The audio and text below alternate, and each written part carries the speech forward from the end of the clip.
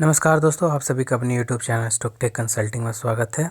तो आरबीआई का एक न्यूज़ है, एक रूल है जो कि बहुत पुराना रूल है, जो कि 2020 में ही लागू होने वाला था। बट अब ये रूल जो है आपका 5 अप्रैल से लागू होने वाला था। देन अब ये 3 मई को जो है आपका ये रूल लागू होगा, जो कि currency derivative trading, currency future trading को लेकर है। इसके अंदर एक्सपोज़र की बात की गई है कि एक्सपोज़र रखना है लोगों को करेंसी ट्रेडिंग करते समय, चाहे आप डेरिवेटिव ट्रेडिंग करें चाहे आप फ्यूचर ट्रेडिंग करें। तो देखिए, जब आरबीआई और फेमा बोले तो आप लोगों को पता होगा, फॉरेन एक्सचेंज मैनेजमेंट एक्ट 1999 जब आया था, तो ये कंट्रोल करती है कि कोई भी फॉरेक्स करेंसी का मनी लॉन्ड्रिंग ना करे। बहुत सारी चीज़ें हैं इस एक्ट के अंदर। इसी के अकॉर्डिंग जो है आरबीआई ने अपना इन पेयर्स को लॉन्च किया था, USDINR, Japanese NR, euro NR, जीपीएनआर, USDINR के फ्यूचर्स 2008 में। ठीक, आरबीआई के ऊपर कुछ गाइडलाइन थे कि 10 मिलियंस के अकॉर्डिंग या 100 मिलियंस की लिमिट आरबीआई ने सेट की थी कि ये अंडरलाइन जो एसेट्स हैं इनकी वैल्यू इससे ज़्यादा इसके अंदर ट्रेडिंग ना हो। लेकिन अब के टाइम में जो है इन फ्यूचर्स के अंदर और प्लस डेरिवेटिव्स के अंदर ये बिलियंस को क्रॉस कर चुके हैं डेली बेसिस पर। एनएससी की रिपोर्ट है, आरबीआई ने बहुत सारे रिपोर्ट को रेफ़र किया है और ये जनवरी से ही बात चल रही है कि इसके अंदर आरबीआई ने 21 या 22 जनवरी को, 1 या 2 जनवरी को, मेरे ख्याल से डेट एग्जैक्ट नहीं याद है, आरबीआई ने एक रूल पास किया कि इसके अंदर जो भी ट्रेडिंग करेगा इन करेंसीज़ के अंदर, फॉरेक्स करेंसी इंडियन पेयर के अंदर जो भी ट्रेडिंग करेगा, तो वो नया जो रूल है आपको 5 अप्रैल से लागू होगा। और जो अब जो शिफ्ट करके 3 मई कर दिया गया, उनका रूल ये था कि जो भी ट्रेडिंग यहाँ पर करेगा उनके पास अंडरलाइन एक्सपोज़र होना चाहिए।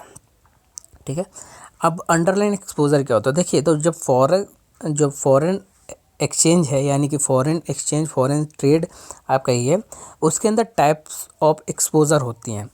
टाइप्स ऑफ एक्सपोज़र के अंदर आपका ऑपरेटिंग एक्सपोज़र होता है, ट्रांजैक्शन एक्सपोज़र होता है, ट्रांसलेशन एक्सपोज़र होता है, उसी तरीके से एक अंडरलाइन एक्सपोज़र होता है। अब अंडरलाइन एक्सपोज़र का क्या मतलब है? देखिए, अंडरलाइन एक्सपोज़र का मतलब है कि अगर आपके पास कोई, आप एक्सपोर्ट या इंपोर्ट नहीं करते, यानी कि कोई ऐसा ट्रेड नहीं करते इंटरनेशनली जिसके लिए इन करेंसी की ज़रूरत पड़ती है। जैसे कि मैं रिटेल प्लेयर हूँ, आप भी रिटेल प्लेयर हैं, ठीक है, और भी बहुत सारे लोग रिटेल प्लेयर हैं, क्योंकि 19% जो है जनता वो रिटेल प्लेयर है करेंसी ट्रेडिंग के अंदर, और 62% लोग हैं वो प्रॉप ट्रेडर हैं, प्रोप्राइटरी ट्रेडर्स हैं, और बाकी जो 13% HNIs, FIs, 3% इस तरीके से आरबीआई ने डेटा को दिया है। ठीक है, FPIs वगैरह 3%, इस तरीके से करेंसी ट्रेडिंग के अंदर लोग हैं। ठीक, तो अगर आप ये अंडरलाइन एक्सपोज़र का क्या मतलब हुआ कि अंडरलाइन एक्सपोज़र का मतलब अगर आप ऐसा कोई बिजनेस नहीं करते जो कि एक्सपोर्ट इंपोर्ट से रिलेटेड हो, जो कि किसी कंट्री के एग्रीमेंट के बिटवीन हो आपके, और जैसे कि फॉर एग्जांपल मैं आपको देता हूँ, अगर आप ब्रिटेन से कोई एक्सपोर्ट या इंपोर्ट नहीं करते तो आपको ये GBP/INR में कोई ट्रेड करने का हक नहीं बनता। ठीक, अभी मैं आगे बहुत सारी बातें करूँगा, तो आप लोग इसमें बने रहिए, क्योंकि अगर आपके पास कोई ट्रेड ही नहीं है तो आप सिर्फ एक GBP/INR को क्या कर रहे हैं, GBP/INR को स्पेकुलेटिव ट्रेडिंग कर रहे हैं। इट मीन्स कि आप इसको सिर्फ बाय और सेल कर रहे हैं इस बेसिस पे कि ये ऊपर को जाएगा, ये नीचे को जाएगा, इसलिए आप सेल कर रहे हैं इसके अंडरलाइन एसेट्स को, और इसलिए आप बाय कर रहे हैं कि ये ऊपर को जाएगा। तो स्पेकुलेटिव ट्रेडिंग को आरबीआई ने रोकने के लिए, क्योंकि यहाँ पर बहुत ज़्यादा मैनिपुलेशन भी हो चुका था इन करेंसीज़ के अंदर, अगर आप देखेंगे तो आरबीआई को खुद इंटरवेन करना पड़ता था करेंसी को एक सेटलमेंट करने के लिए। अगर आप देखेंगे तो USD/INR 2019 के आसपास, तो खैर कोविड था, 2020 के आसपास कोविड था, उसके बाद भी जो आप अगर देखेंगे तो 66 से USD/INR बढ़ता गया। ठीक, और 2021-22 20 तक छोड़िए, आप 21-22-23 के अगर आप देखेंगे, चार्ट को देखेंगे कि USD/INR कहाँ से कहाँ आ गया, तो 72-76 के आसपास से USD एनआर इस स्पीड से बढ़ा कि आज USD एनआर जो है 83.345 पे है। ठीक, तो आप स्पेकुलेटिव ट्रेडिंग ना करें, इसलिए RBI इस एक्ट को जो है इम्प्लीमेंट करेगी 5 मई से। ठीक है, तो मैं कहाँ पर था कि अगर आपके पास कोई एक्सपोर्ट इंपोर्ट बिजनेस नहीं करते तो आपको एक सर्टिफिकेट भर के देनी पड़ेगी, एक फॉर्म आप अपने ब्रोकर के थ्रू सबमिट करेंगे कि मेरे पास अंडरलाइन एक्सपोज़र है। RBI ने यहाँ पर ये कहा है कि अगर आप रिटेल प्लेयर हो या फिर आप कोई FPI हो, चाहे आप कोई HNI हो, चाहे आप कोई प्रोप्राइटरी हो, तो आप एक हमें फॉर्म दे दीजिए। उन्होंने ये नहीं कहा कि आप एक्सपोर्ट इंपोर्ट के बिज़नेस करते ही हो तो आप यहाँ पर हेज करिए, ठीक है, लेकिन उन्होंने ये कहा है कि जब हम मांगेंगे आपसे कि आप ये काम करते हैं कि नहीं करते, कोई आप बिज़नेस इस तरीके से करते हैं कि नहीं करते जिसके अंदर इन करेंसीज़ की हेजिंग इम्पॉर्टेंट है, ठीक है ना। अगर देखिए, अगर आप क्रूड में एक्सपोर्ट इंपोर्ट करते हैं, क्रूड ऑयल में अगर आप एक्सपोर्ट इंपोर्ट करते हैं तो इसके अंदर क्रूड में क्या होता है कि आप देखेंगे कि अभी जियोपॉलिटिकल टेंशन की वजह से क्रूड 7300 के आसपास, 7270 के आसपास क्रूड ऑयल चला गया, ठीक। और ये कब से गया? 67 से 6700 था क्रूड, और ये इतनी जल्दी ये 500-600 पॉइंट चला गया ये विद इन वीक। क्यों गया? तो जब ये उठक पटक होता है तो कहीं ना कहीं आपका जो बंदा क्रूड का एक्सपोर्ट इंपोर्ट करता होगा, जो कंपनी क्रूड का एक्सपोर्ट इंपोर्ट करती होगी लाइक रिलायंस, तो रिलायंस जब क्रूड के एक्सपोर्ट इंपोर्ट करती होगी तो उनको तो लॉस होने लगा। तो उनको लॉस कवर करने के लिए वो लोग क्या करते हैं? करेंसी का हेजिंग करते हैं, ठीक है। तो करेंसी का जब हेजिंग करते हैं तो वो मिलियंस में हेजिंग करते हैं, ये नहीं, क्योंकि क्रूड तो जाहिर सी बात है जब इतना ऊपर गया तो उनके लिए तो वेसल्स की बात होती है, वेसल्स इट मीन्स की tons and tons of gallons की बात हो रही है यहाँ पर, ठीक। तो जब ये लोग USD में या GPINR में वो लोग हेजिंग करते हैं कि ताकि करेंसी के क्रूड के हम प्राइस बढ़ने पे हमें कोई असर ना पड़े।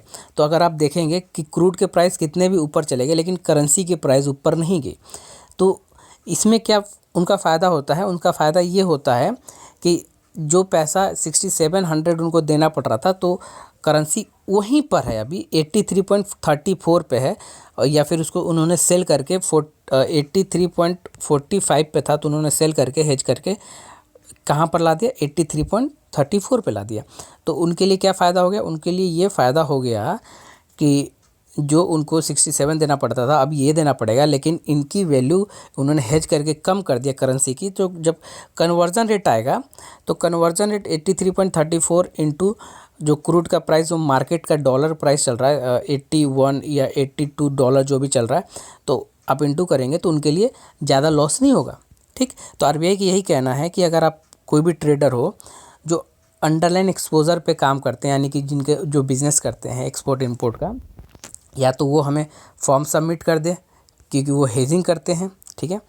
या फिर आप अगर रिटेल प्लेयर है तो आप भी एक फॉर्म ब्रोकर के थ्रू आप एक फॉर्म सबमिट करें ब्रोकर को कि आप इसके अंदर स्पेकुलेटिव ट्रेडिंग नहीं करते। इट मीन्स कि सिर्फ बाय और सेल नहीं करते कि मार्केट ऊपर जाएगा तो बाय करो, नीचे जाएगा तो उसे सेल करो और प्रॉफिट बुक करो, क्योंकि यहाँ से वॉलेटिलिटी बढ़ जाती है फॉरेन एक्सचेंज को, इसलिए RBI को इंटरवेन करना पड़ता है। जब इंटरवेन करना पड़ता है तो RBI का क्या होता है? फॉरेक्स रिजर्व खाली होता है। ये सारी चीज़ें देखते हुए RBI ने कह दिया कि नहीं, आपको अंडरलाइन एक्सपोजर रखना पड़ेगा तभी आप ट्रेड कर सकते हैं, ठीक है। लेकिन अब देखिए इस रूल में क्या और नया है। वीडियो लंबा हो रहा है इसलिए मैं थोड़ा शॉर्ट में बताना चाहूँगा। बहुत सारी चीज़ें इकोनॉमिक्स की डेटास हैं लेकिन शॉर्ट में मैं आपको बताता हूँ। देखिए RBI ने अभी तक खुल के नहीं कहा, अभी तक ब्रोकर्स के साथ मीटिंग चल रही है RBI की कि इसके लिए रूल्स क्या रहने वाले हैं। जो रिटेल प्लेयर्स हैं रूल्स क्या रहेंगे, क्या रिटेल प्लेयर्स पूरी तरह से डेरिवेटिव ट्रेडिंग यानी कि USD के अंदर या GPINR के अंदर आप लोग मंथली वीकली जो भी ऑप्शन ट्रेडिंग करते हैं वो पूरी तरह से बैन हो जाएगा। तो RBI ने इसमें अभी खुल के नहीं बोला है, ठीक। जो मैंने एक्ट पढ़ा है उसके अंदर खुल के नहीं बोला है। उन्होंने कहा है कि आप एक फॉर्म सबमिट करिए, ठीक है, और आप एक लिमिटेड क्वांटिटी उठा सकते हैं। पहले 1,000 2,000 क्वांटिटी, क्योंकि मैं भी खुद ट्रेड करता था इसके ऑप्शंस के अंदर, 1,000 2,000 क्वांटिटी मैंने उठाए हुए हैं, 4-4 हज़ार तक क्वांटिटी उठाए हुए हैं, ठीक। तो उन्होंने ये नहीं बताया कि कितनी क्वांटिटी या कितने पैसे तक आप ट्रेड कर सकते हो। उन्होंने लिमिट सेट कर दिया है कि आप अगर आप ट्रेडिंग करते हैं तो आप हमें एक फॉर्म सबमिट कर दीजिए, और अगर हम कभी आपसे मांगे या आपका ब्रोकर कभी हम आपके ब्रोकर से कभी भी मांगे कि आपके पास अंडरलाइन एक्सपोजर है, यानी कि आप कुछ ऐसा बिजनेस करते हैं जिसके अंदर करेंसी का यूज़ होता है, फॉरेन मैनेजमेंट का यूज़ होता है, तो आप हमें वो प्रोड्यूस कर दीजिएगा उस टाइम पे। तो इसी की वजह से रिटेल प्लेयर और प्रोप्राइटरी प्लेयर्स जो है वो डर गए हैं कि यहाँ पर उन्होंने किसी चीज़ को आपके बिजनेस को नहीं मांगा, आपके मतलब आपके किसी एसेट्स के बारे में नहीं बात कर रहे, लेकिन उन्होंने एक चीज़ मैंडेटरी कर दी है कि हम जब भी मांगे आपसे कि आपके पास अंडरलाइन एक्सपोजर है, आपको वो सबमिट करना पड़ेगा। ये चीज़ मैंडेटरी कर दी है। तो जब इस चीज़ को मैंडेटरी किया तो जाहिर सी बात है यहाँ पर बहुत सारे रिटेल प्लेयर्स हैं, उनके पास तो होगा नहीं, हमारे पास तो होगा नहीं क्योंकि हम ये काम करते नहीं हैं।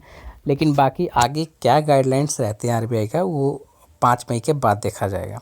ठीक है, अभी जो है बहुत सारे ब्रोकर्स ने कॉल करके या बहुत सारे ब्रोकर्स ने जो है ऑटो स्क्वायर ऑफ कर दिया है। बहुत सारे लोगों का जो अंडरलाइन एसेट्स थे USD GPINR वगैरह सब इनके लॉस बुक कर दिए गए हैं। अप स्टॉक में ऐसा कुछ नहीं है, अप स्टॉक के अंदर ऐसा नोटिफिकेशन अभी तक नहीं आया है कि आप लोग अपना जो है ऑटो स्क्वायर अप करें। बाकी सब बहुत सारे ब्रोकर्स के अंदर ये सारी चीज़ें आ चुकी हैं कि ऑटो स्क्वायर अप कर लेंगे। ठीक, तो होप सो ये अंडरलाइन एक्सपोजर आपको समझ आ गया होगा कि आरबीआई ऐसा क्यों करना चाहती है। और इसके पीछे के एक और कारण है, मैं आपको बताता हूँ। क्योंकि 2020 के बाद अगर देखेंगे तो आप जापानीज़ एनआर, यूरो एनआर, ये जितनी करेंसीज पेयर हैं 2020 के बाद लोगों का रुझान इधर बहुत ज़्यादा बढ़ा है। इक्विटी मार्केट का जो भी एक्सपोज़र था, इक्विटी मार्केट के अंदर जो ट्रेडिंग ज़्यादा करते थे, निफ्टी, बैंक निफ्टी वगैरह, बहुत सारे इंडेक्स, उस समय तो निफ्टी और बैंक की 2 इंडेक्स चल रहे थे और फिर निफ्टी चल रहा था।